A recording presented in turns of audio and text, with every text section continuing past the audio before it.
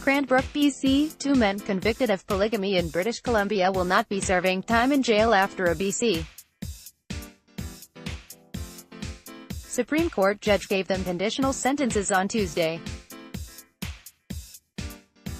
Winston Blackmore was convicted of having 24 wives, while the court found James Oler had 5 wives.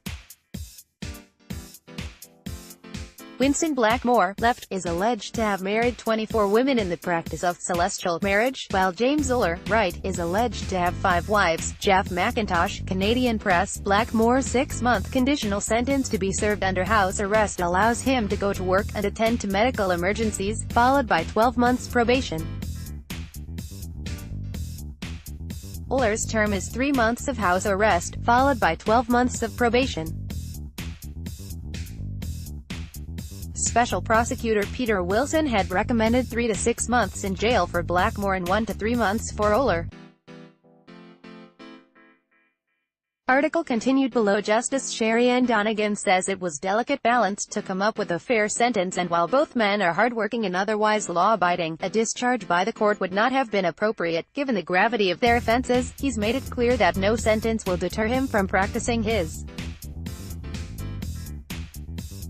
faith, she said of Blackmore, 61, who also has 149 children. The concept of remorse is foreign to him in this context. Donegan says Oler's crimes were motivated by his sincerely held religious beliefs instilled in him at an early age. The judge said some of the men's wives were as young as 15 when they were married. Blackmore has also been ordered to perform 150 hours of community service work, while Oler must do 75 hours. Dozens of Blackmore supporters were in court.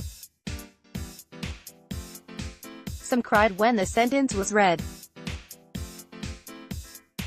Article continued below. Men have been leaders in the Fundamentalist Church of Jesus Christ of Latter-day Saints, a breakaway Mormon sect that believes in plural marriage.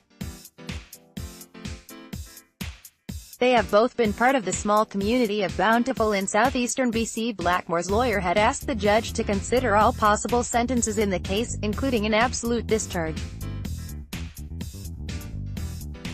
The maximum sentence for polygamy under the criminal code is 5 years in prison.